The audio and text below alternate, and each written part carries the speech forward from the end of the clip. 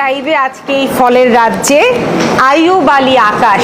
মাননীয় সভাপতি, প্রশ্ন যেখানে ফলের রাজাকে, সেখানে তরমুজ ছাড়া আর আপনি কাকে কল্পনা করতে পারেন? আজকে এই যে বাংলাদেশ সহ বিশ্বের এই বৈশ্বিক তাপমাত্রা প্রতিদিন বৃদ্ধি পাচ্ছে, আজকেও রাজশাহীতে 41 ডিগ্রি সেলসিয়াস তাপমাত্রা ছিল। এই সময় আপনি এখানে বসে সভাপতিত্ব করছেন মাননীয় সভাপতি।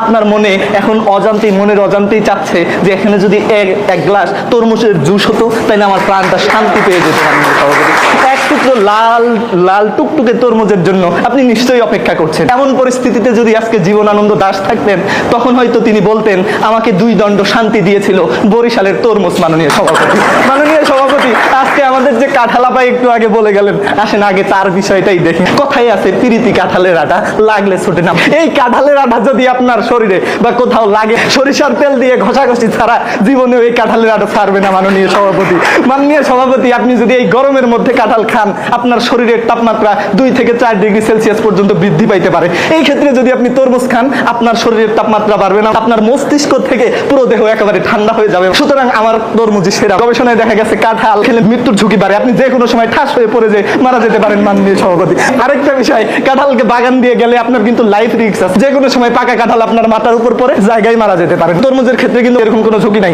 তরমুজ মাটিতে ধরে। এই যে আমের যে আঠা, আম খাইতে যায় একবার যদি এই আঠা আপনার চোখে লাগে, জীবনের মতো আম খাওয়ার হাউস আপনার মিটে যাবে। আমের পোকার কথা কি বলবো, উপরে ফিটফাট ভিতরে সদরঘাট। আমের এক প্রকার প্রজাতি আছে, নাম হচ্ছে ল্যাংড়া। এই ল্যাংড়া খোরাকে আজকে আমার মতো তরমুজের বিপক্ষে দাঁড় করায় দিচ্ছেন, এটা কোনোভাবেই শোভনীয় নয়। কিছু আম আছে যে আমের যদি আপনি গ্রান নিতে জানেন, এগুলো এমন টক, আপনার নারী ভুড়ি সহ টক হয়ে যাবে। মাননীয় সভাপতি, এইরকম একটা টকের বিপরীতে আমার মতো সুমিষ্ট তরমুজকে দাঁড় করিয়ে দেওয়া যুক্তিসঙ্গত নয় বলেই আমি মনে করি।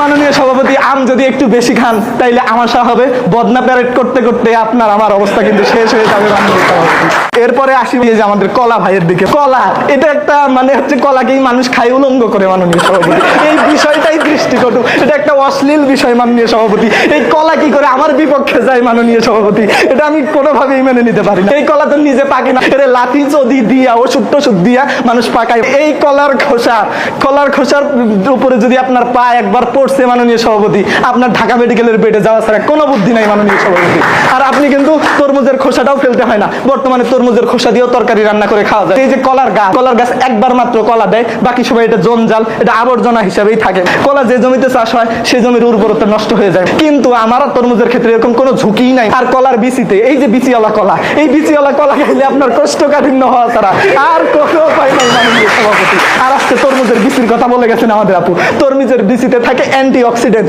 যেটা খাইলে আপনার হৃদরোগের ঝুঁকি থেকে উচ্চ রক্তচাপের ঝুঁকি সবই কমে যাবে। মাননীয় সভাপতি।